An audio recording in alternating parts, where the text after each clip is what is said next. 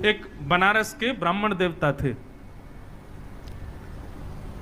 भागवत जी का रोज पाठ करते थे। मैंने पहली कथा में, सबसे पहली कथा में, और आज के ही दिन 21 जुलाई 2015 को ये कथा मैंने कही थी, आज 21 जुलाई 2023 को दोबारा कह रहा हूं। बीच में मुझे याद नहीं मैंने कभी कही हो। पहली कथा का मुझे एक एक क्षण याद है, और मुझे देखो ये भी याद है कि ये कथा मैंने 21 जुलाई 2015 को ही कही थी। तो एक ब्राह्मण देवता थे, यहां पर सहनशीलता का भी दर्शन होगा और श्रोहिदः सर्वदेही नाम, सबका भला हो, इसका भी दर्शन होगा इस कथा में। तो एक ब्राह्मण थे, वो भागवत जी का रोज पाठ करते थे। घर वालों ने उनका व्यापार चालू करवा दिया, वो भी ठप हो गया, उनको नौकरी में लगा दिया, वहां से भी छोड़ छाड़ के आ गए। क्यों?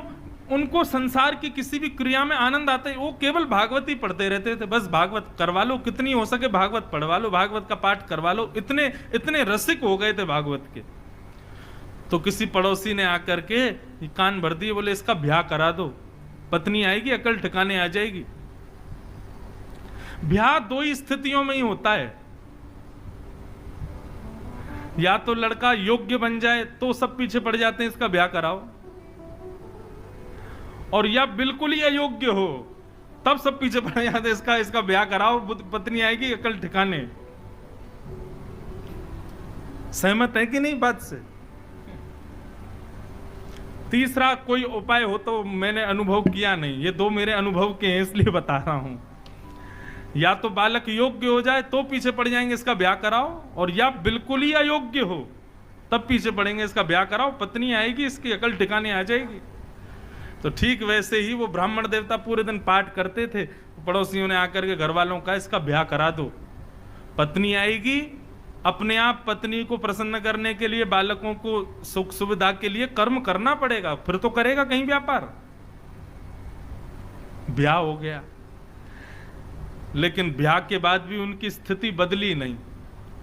वो भागवत जी पढ़ते रहते थे, भागवत जी का पाठ करते रहते थे। 2-4 साल तक पत्नी ने सहा, कुछ दिन कहा, पत्नी ने कहा ये तो मानेंगे नहीं, अब घर चलाने के लिए कुछ तो करना, तो मैं ही करती हूं। तो 2-4 घरों में जाके रोटी बनाती थी, उनकी पत्नी ये काम करती थी।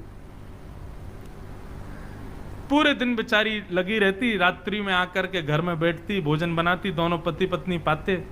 2 बालक भी हो गए, उनको भी विद्यालय में फीस वीस देना, जो भी करना सब पत्नी करती थी।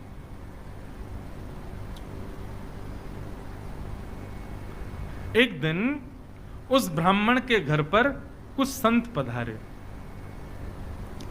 और संत भी ऐसे समय पर आए जिस समय पर घर का पूरी प्रसादी भोजन सब समाप्त हो चुकी थी, सब पा चुके थे। प्राचीन काल में, प्राचीन भारत में संतों को घर में आने के लिए अनुमति नहीं लेनी पड़ती थी। संत जब जिसके यहां जाना चाहे पहुंच जाते थे, और जिनके घर पहुंचते थे वो अपने धनभाग्य मान करके उनको भोजन वगैरह पवाते थे, खुद छत पे सोते थे, उनको कमरों में सुलाते थे। ये प्राचीन भारत था, अब का भारत नहीं है। अब तो संत पहुंच जाएं, फोन करें, अरे भैया हम तुम्हारे नगर में आए, बोले हम तो सब बाहर हैं, छुट्टी मनाने गए महाराज जी, आपको पहले बताना चाहिए था, 1 हफ्ता पहले फोन करते तो हम करते कोई व्यवस्था। अब आप एंड टाइम पे फोन करोगे, हम भी कोई फ्री थोड़ी बैठे हैं। अब का भारत अलग है।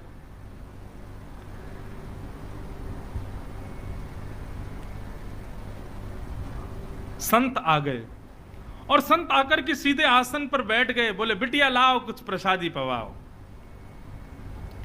अब प्रसादी तो कुछ थी नहीं, और कभी रसोई में जाए, कभी कहीं जाए, कभी कुछ करे, कभी कुछ करे, कोई योग्य कुछ भी साधन नहीं मिला।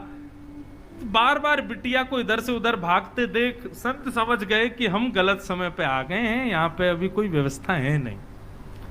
संत उठ गए, उठ करके बोले बिटिया महादेव की इच्छा होगी तो फिर कभी आएंगे, हाँ अभी चलते हैं। और प्रणाम करके सब चले गए। ब्राह्मण की पत्नी बहुत निराश हो गई। क्यों? बोले आज तक मैं सह रही थी अपने पति के सब भावों को, ये कुछ नहीं करते, मैं सब जानती हूं, भागवत जी का पाठ ही इनका सर्वस्व है, मैं सब जानती हूं। लेकिन आज महात्मा हमारे घर आए और हम उनको कुछ पवा ना सके, ऐसी स्थिति तो मुझे स्वीकार नहीं थी। आज यदि मेरे पति भी कुछ काम करते, घर में थोड़ा धन होता, अनाज होता, भोजन ज्यादा होता, तो उनको पवाती। अब अकेली मैं नारी, पति को भी खवाऊं, बच्चों को भी खिलाऊं, खुद भी खाऊं, कहां तक चलाऊंगी घर को? पूरे दिन बस भागवत जी पढ़ते रहते हैं, कुछ करते धरते हैं नहीं। आज पत्नी को क्रोध आया और भीतर कमरे में गई तो पंडित जी वही भागवत जी का पाठ कर रहे थे प्रसन्न मुद्रा में। पत्नी बोली, पूरे दिन इसी को पढ़ते रहते हो, क्या दे दिया भागवत ने हमको? अरे कुछ नहीं दिया तब भी स्वीकार था, लेकिन आज संत भूखे चले गए हमारे घर से और तब भी आप इस भागवत को लेकर के बैठे हैं। पत्नी ने भागवत जी की पोथी उठाई और ब्राह्मण के सिर पर ही मार दी। बोले, इसको लीजिए और निकलिए घर से, मैं अकेली चला लूंगी घर को। यही भागवत तुम्हारा सर्वस्व, तो इनके साथ अकेले कहीं और रहो, यहां लौट करके मत आना जब तक मन में भाव ना आ जाए कि मुझे कुछ करना है। ब्राह्मण देवता अपनी भागवत जी को, उसके पन्ने बिखर गए थे, सब समेट करके हृदय से लगा करके रोने लगे और मनी मन विचार करने लगे, हे नाथ, मेरी पत्नी को आप साधारण पृष्ठ के रूप में दिखाई देते हो, पन्ने के रूप में दिखाई देते हो, लेकिन मैं जानता हूं ना, आप प्रत्यक्ष कृष्ण हो। हे नाथ, मेरी पत्नी का कल्याण करना, यह है सुहृद सर्वदेहि नाम, सबका हित चाहने वाला। आप मेरी पत्नी का कल्याण